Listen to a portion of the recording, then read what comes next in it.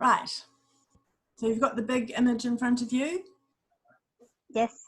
Okay, so that's our business. So I work in participatory community building, often through placemaking a lot at the moment, but still quite a lot of training and stuff as well. We do some research and evaluation. I think Rachel was saying that as well. We do quite a lot of that, and I'm using a little formula called success evidence strategies. So it's reasonably light and people can learn it alongside us. A lot of our work is about, I guess, you know, you can, that adage of teaching a person to fish is that next step about community organising, that people can actually learn how to do it themselves. They're not always up for it. A lot of time people want things done for them, and fair enough. I'd quite like things done for me as well sometimes. But people do take it on, and I think that's one of the things I'm really noticing now is that there is so much capacity and readiness, but there's also lots of capability in the community. They've got a lot of things that we can work with now already. So those who know me know I've actively reduced my travel over the last few years, and I mostly work here in Auckland now and up in northern Te Tai Tokoro, but I do work all over the country still as well, just less movement. So in some ways this has actually been reasonably easy for me because I'm quite set up at home to do that. So like I said, I want to share a little bit of our thinking as we're reshaping our business and our lives, and a few of the frameworks that are guiding us. And I'm reminded that frameworks can be really useful, but they're always very limiting. They don't deal with the complexities. So there's a few things in here that we'll talk about, I'll talk about. And the one that we've started with is, oh, no, it's not moving. Get that one going. That one, no. Why is my screen not moving?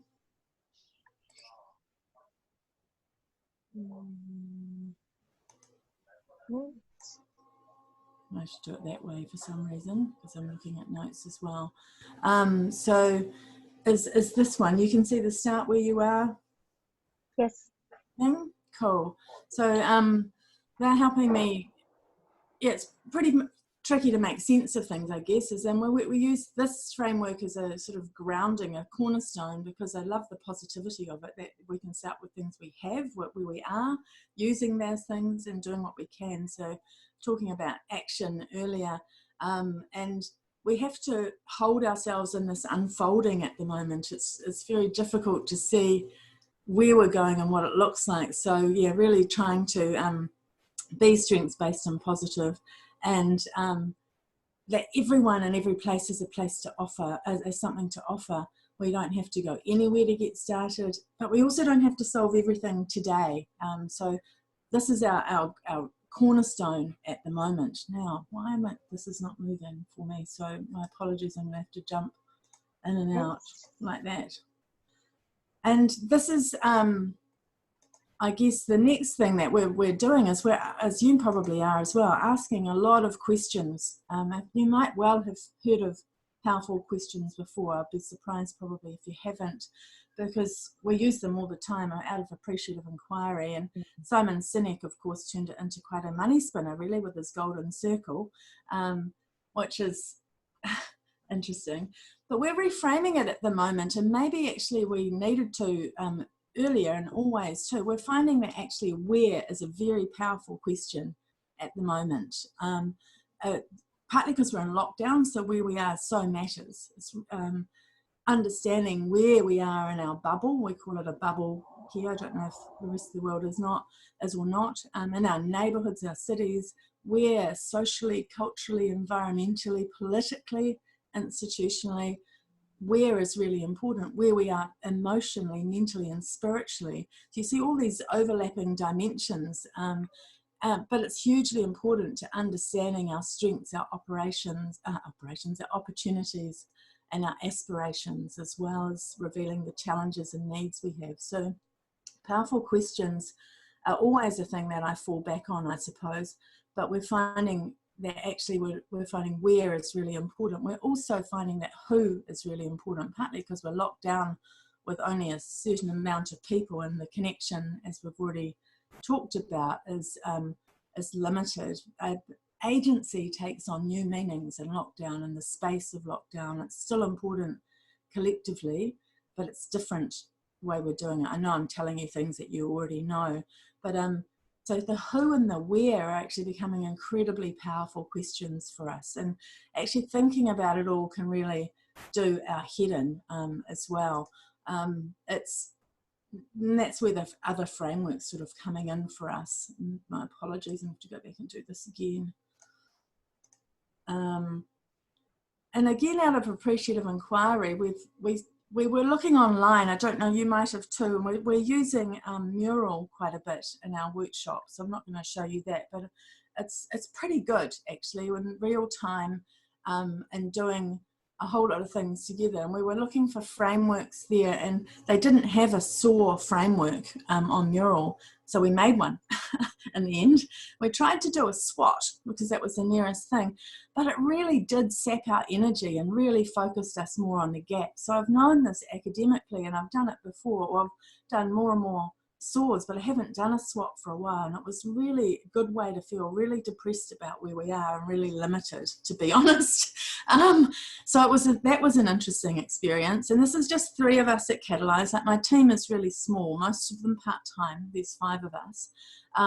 We did a quick snapshot of where we are as Calayse and where we want to go, or we want to get to, actually. Even the languaging was important. And the SWOT just felt like it sucked the marrow from our bones. We just felt really inept. And part of the motivation for doing that was that getting lots of unbillable kind of work, which is fine. We do lots of pro bono, but we like to have enough to keep going as well, that we can pay our mortgages and things. And it was coming from all things. Everyone's interested in this stuff at the moment. And actually we're feeling exhausted, almost a bit kind of peaked. And so we wanted to revisit actually, what are our strengths? What are the things we can offer the most here? We don't have all the answers, and we don't even have some of the answers, you know, and how do we say no in this space? Because actually that's a bit tricky too. You feel like you want to give all the time, and it was starting to be a bit much. So we did a SOAR in the end on Mural, and we framed up some questions that you probably would have heard before. We do it slightly differently than here. We do SAOR. We do the inquiry part into the strengths and the innovate and aspirations before we imagine the opportunities. We did that before anyway, but it feels, if we imagine the opportunities before we understand our aspirations, then we're framing things for the wrong thing. We're framing things for what's there rather than for what we want them to be. So we did it in that way. And there's some questions that we developed as we went and changed, like instead of where do we want to go, which is what we previously used, it's where do we want to get to. We want to make it actually firm, like we can achieve this, and the languaging became really important. I can share those questions with you. There'll be things that you would know, like what do we have already, what is well developed, what are we really good at, what's unique to us for our strengths, what would make our heart sing to achieve. People would have heard me say that before in terms of aspirations. But even digging a little deeper in that is why would this make our heart sing now? Because some of the things that were making our heart sing were the same as before, but for different reasons. And so that really helped us get some clarity around it. And yeah, we can talk about that in the in our conversation if you like, in more detail if you like. But yeah, really looking at those things I've put on the side of the slide is what do we have and value and why? And how might we use that, thinking about the business in this point, but the conversation went all over the place, and the word use wasn't particularly welcome, but we've left it there because we were thinking of disaster capitalism and things like that. We're not trying to exploit the situation. Who might we join with and who might join with us, because we don't have to always be leading as well. So that's the other thing that we were talking about. I promise, Dee and Michelle, I'll get this. Oh, it worked. Awesome. Here we go. I think our bandwidth is really challenged, actually. We've had a number of slow times on the internet, so maybe that's what was happening before. But there we go. So the other thing that we were finding in this is that SOAR really revealed what mattered for us in quite a short time. It focused on potential and possibilities rather than being rooted and grounded in disruption and feeling constrained. It opened us up. It made us expand our thinking, lift our gaze, I suppose. And it grew the energy, and it was also action oriented. So it wasn't just blue skies, wouldn't it be nice? It helped us actually think about what we were there, helped us to see what was right in front of us as well as what could be. So, and it showed us that there was actually heaps of readiness for participatory community building. In isolation, so many people become aware of how much they want to participate, how much they value connection. We were talking about it ourselves before.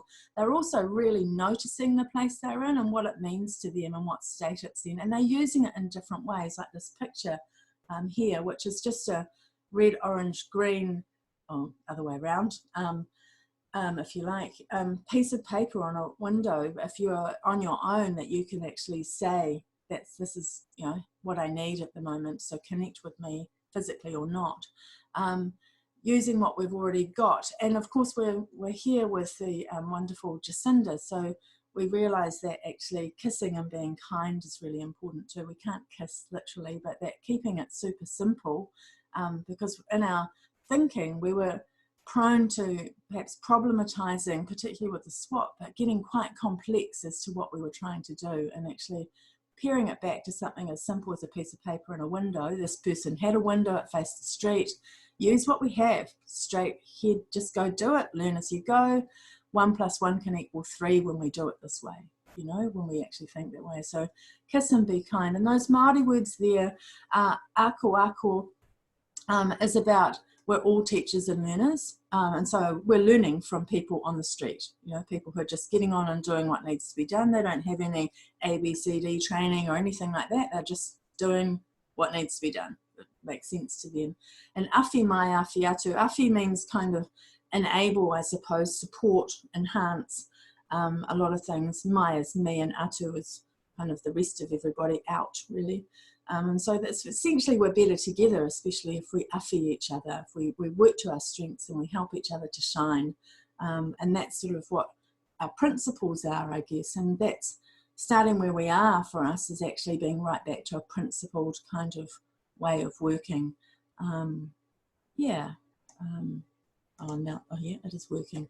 And Dee and Michelle would have seen this from me before as well, which is that it's the quadrants of change. It comes out of the peace building literature. And our SOAR also really reminded us that we have agency. We all have agency, both now and in the future. Even under lockdown and whatever the future might look like, we have agency in our own personal attitudes, behaviours and everything, and how we relate to others in our bubble and beyond, and in our different ways through our notice boards that are our front windows if we're lucky enough to face a street. But also with regards to the structures in our lives. So we're under, you know, the government has more control over us than ever in my life. And we even then people are working out how to bend those rules and how to, you know, they text each other so that you're in the supermarket queue at the same time and you can talk, you know, and things like that. People are training at the school 2 meters apart, but the coach is still there telling them what to do. You know, we're all working within these rules and around those rules, but we're also creating other systems and structures that work with us as well, like taking over the roads because there are no cars. Everyone's running in the bus lanes because the footpaths are full of walkers and kids and dogs, you know. So lots of things. We have power, I suppose, agency in that way, and we have agency in the unwritten rules of how we do things, and there is our huge potential for what might come next. So using that as well, it's a lot of stuff to take on, but I'm nearly there, promise. So that's how we're using what we have, and this is what we're doing with that. It is not only about transferring things online for us, using online tools like this, like Zoom, and you can see I'm still a bit clunky, and the system is struggling here with everyone working from home. So we're doing what we can, we're learning about it, we're adding things like Mural to our toolkit, we're using our social media in different ways. And it's also really repurposing our skills to be both grounded in this disruption, which is a weird thing really, and pulled to the futures we want to be part of, imagining those things and actually working in those futures now. It's about positive deviance. It's about looking for what's emerging, you know, positive deviance, what is working, and amplifying the key elements of that. So it is about analysis, but not being paralyzed by it. So we're borrowing from things like tactical urbanism, and thinking about their idea of phase zero tactics, the pop-up, the temporary, the useful, the things that work, to till the soil and help communities to be ready for more. They are ready, they're already doing it. How do we amplify that?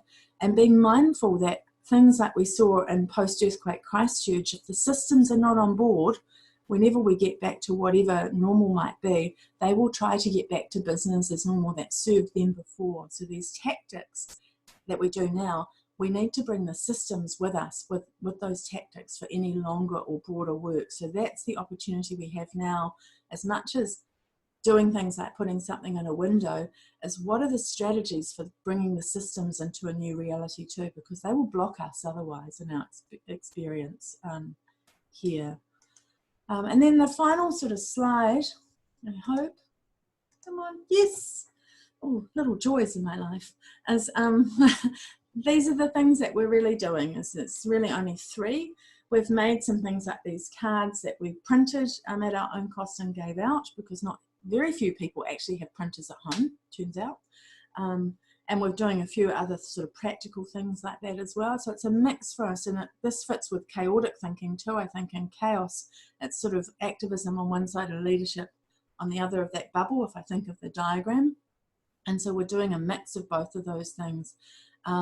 And we're thinking about tactics, strategy, and systems. So the reframing of contracts isn't just about how we can put them online, it's what are the tactics we're doing that prepare the soil, how are we bringing that system along with us. And it's interesting, sometimes one time at least, when we've been overt about that, the contract has been put on hold. It's been too radical, that shift that we've proposed in that as a placemaking contract.